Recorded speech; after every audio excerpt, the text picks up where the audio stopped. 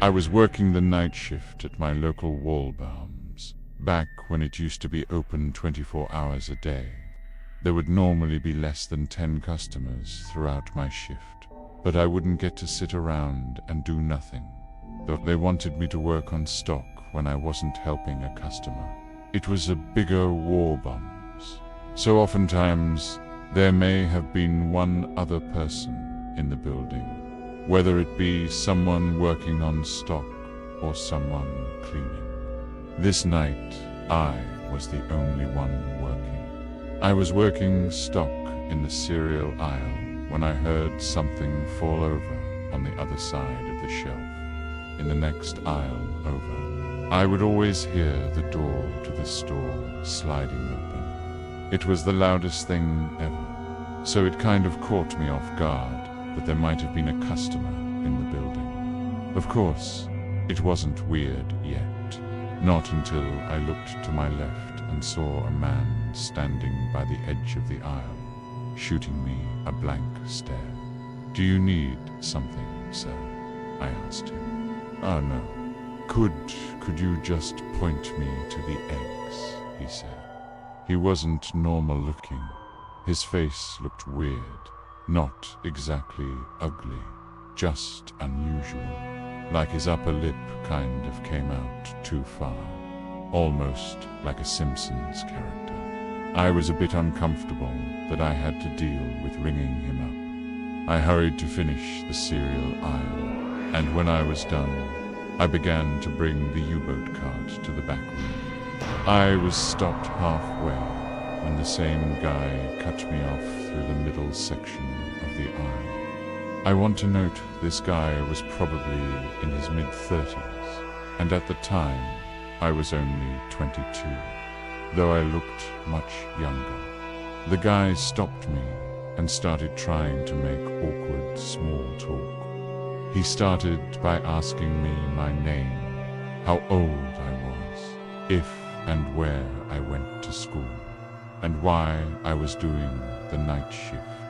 His questions started to get weirder when he asked me if I went to parties a lot and if I had a girlfriend.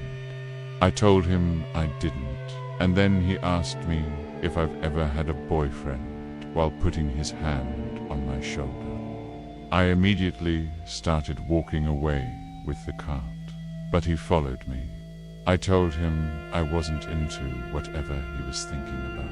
I went faster and faster until I finally made it to the back storage room. He didn't follow me in. I wasn't supposed to stay back there for extended periods of time to avoid customer theft. I decided it would be best to just wait for him by the register so that he would ring his stuff up and leave.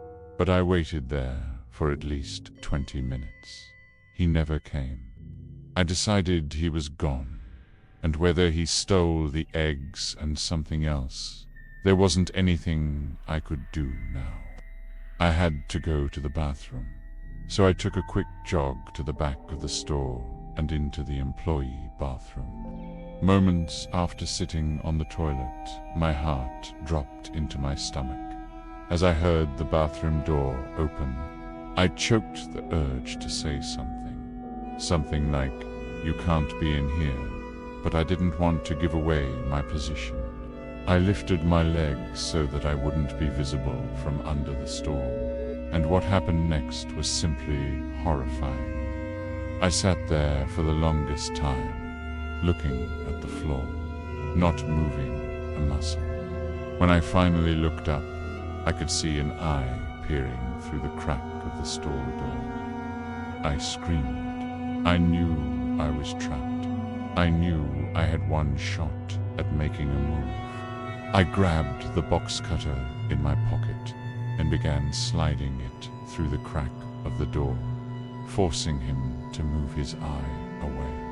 I took that chance to slam the stall door open in his face and hightail it out of the bathroom and all the way out of the store.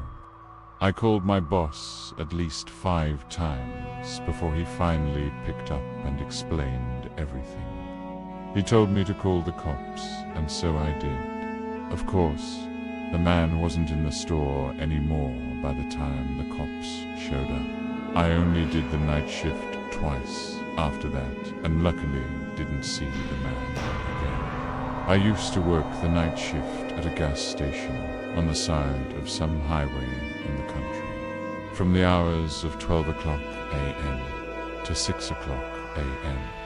The road was pretty dead. I would have maybe 1 or 2 people come in to pick cash in a whole night. It was a very boring and depressing job, especially doing the graveyard shift. But I had just finished college, and I needed to pay off my loans. The only reason I kept this job was because my boss threw me an extra $5 an hour for doing the night shift. On this one cold December night, I was doing my usual thing, reading the newspaper, playing games on my phone, and whatnot, when I noticed the headlights of a car pulling off the highway into the parking lot. It was a red pickup truck. Somebody stepped out and shut the door. I went back to reading the paper as I saw that he was standing by the gas pump. I assumed he wasn't paying cash. I looked up a few moments later and saw that he was still standing in the same position, staring at the gas pump. I almost felt obligated to go out and help him. He was obviously confused. I felt a cold chill run up my spine as I saw the 6-foot-something tall man slowly turn his head to face me. I couldn't make out any features of his face, but I knew he was staring at me. I tried to pretend I didn't notice by going back to reading the paper. Of course, I wasn't really reading now. I was a bit shaken by the guy out there. I just wanted him to pay debit or credit and leave. I looked up and gasped as the man was now much closer to the front door of the building. It wouldn't have been so disturbing if it weren't for the fact that he wasn't moving. He was just standing still as before, still looking in my direction. I walked over to the door to get a closer look. All I could see in his face was still blackness. I locked the door and flipped the open sign to close down the door. I didn't care if this would possibly get me in trouble. I was not taking a chance because, quite frankly, I was scared shitless. I walked back behind the counter and sat down on one of the containers on the floor, just so I couldn't see the man outside anymore. I stayed in that position for a good 5 minutes, texting every friend I have to see who was awake. I was desperate to tell somebody about this. When I finally got up to check that he was gone, I let out a full scream as the man was now right outside the door. I picked up the phone on the counter and called the police. The operator was reluctant to send somebody over because of the way I described the situation, but I persuaded them. I hid behind the counter, balled up like a child. I began to hear heavy thumps at the doorknob, innocent knocks to catch my attention. I mean thuds and thumps, trying to break down the door. And then, eventually, it finally stopped. I heard the sound of a car starting outside and then driving off. I looked outside and he was gone. A patrol cop, along with a state trooper, pulled into the parking lot. I reported the red pickup truck and told them which direction I thought he went in. I couldn't describe his face, as all I saw was blackness. Of course, there wasn't much the police could do, as the man didn't really do anything. I left that job a few months later to a job in the city. It was 2 years ago. I was called in to do the night shift, 10 p.m. to 4 a.m. at 7 to 11, since somebody called out. The store was located on a busy road in a rather quiet and rural area. During the night shift, you could expect anywhere from 10 to 20 people come in to buy a beer or something else.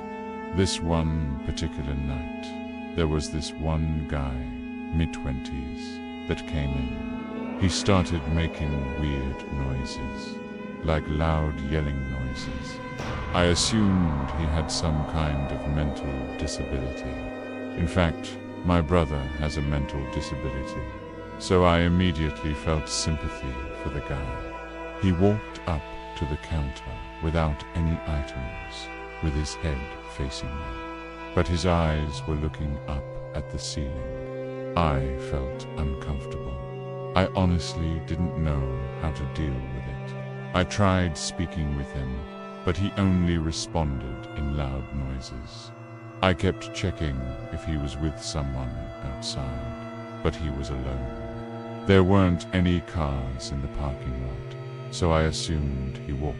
He stood there for so long, looking up at the ceiling and making noises, that I tried to get him out by handing him a bag of chips and telling him he can go. I tried finding some kind of number to call for someone to help him.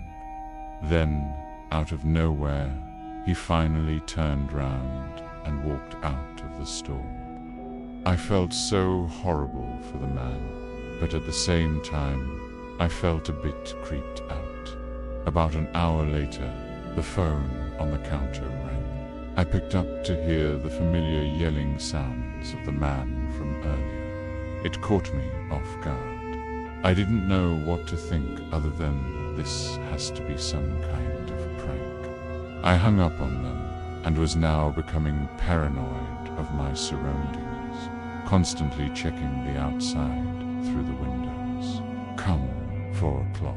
The person working after me came in, finally allowing for me to go home. It wasn't my problem anymore. I got home and threw all my stuff on the table, ready to get to sleep. But my phone rang within a minute after entering the door. I felt a chill run down my spine. Why would someone be calling at 4 o'clock a.m.? I could only imagine it was bad news. I braced myself and picked up the phone to hear the man again. I felt sick to my stomach as I listened to the loud noises he made. I struggled to slam the phone to the receiver. All night I felt like I was being watched, even with all the blinds shut, and I could swear I heard strange noises coming from all over my house. I refused to get any sleep until the sun came up. Weeks passed, and I had forgotten about the incident until one day, when going into the basement for the first time in a while, I found that papers had been scattered all over the floor. And when I went into the basement closet, I found writing on the walls. 7 to 11 had been written in Sharpie on the wall, along with the address to the 7-Eleven I worked at and my house address. The most disturbing part, I also found various kitchen knives, along with a large pocket knife sitting in the closet. What started out as seemingly just an innocent person, turning into something of a prank, ultimately turned into something much more horrifying. He had been living down there for God knows how long, and I'm just grateful that, for whatever reason, he changed his mind and left, because I haven't seen or heard from him since. All I can say is that man is dangerously ill. I've worked in the canine unit for 9 years, and I worked my fair share of graveyard shifts. I've definitely come across weird things at night, but I'll never forget this one night. I worked with my dog, Sammy, a German Shepherd. She was 2 years old at the time and was still kind of new to the job, just like me. I was driving down a road surrounded by crops when I spotted a suspicious-looking white van parked inside the crops. Both doors were open. I flashed my lights to try and draw out whoever was there. Nobody came out, so I parked and scanned the place out quickly. Nobody was in sight, so I took Sammy with me to track down the driver of the van. Sammy started going crazy when we reached the trunk of the van. She was pulling so hard she almost broke off the leash. I opened the trunk to the van, and a blast of foul air hit me in the face. I almost passed out from the mix of the horrible smell and the pure shock of what I saw in the trunk. I counted 7 full body bags, each with a pair of feet sticking out at the bottom. I requested immediate backup with my radio. I heard the sound of a twig snapping nearby, and Sammy just lost it. I lost grip of the leash, and she took off into the crops, pulled out my gun, and followed the sounds of her barking as each and every crop hit me in the face. I felt as if something would reach out and grab me. I stopped when I could no longer hear Sammy's barking, but as I stopped, the sounds of movement did not. I realized I heard movement in all directions. I had never experienced such fear in my life. I stood still as the movement around me stopped, and then, out of nowhere, I felt 2 arms wrap around my throat. I couldn't breathe. I couldn't fight. I was going to die. And then I heard the sound of Sammy's bark, followed by the scream of the man choking me as Sammy bit down on his leg. The next thing I did is something that I still question if it was appropriate doing to this day. I turned around and pulled the trigger, killing the man. I grabbed Sammy by the leash and ran all the way back to the car. I could tell people were following us from behind. I managed to make it to the car safely and drive a 1/4 mile down the road. I didn't stop to see which way they went. I didn't hold my ground. I fled like a coward. I cared much more about our lives than I did this job.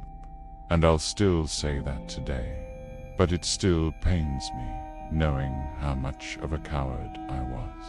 Backup arrived shortly, but the van was gone. I even failed to get the plate number on dashcam video, or even just writing it down. This was within my first few months on the force, but it made me feel like absolute fool months to come. I, someone who was sworn to protect, let a van full of killers get away.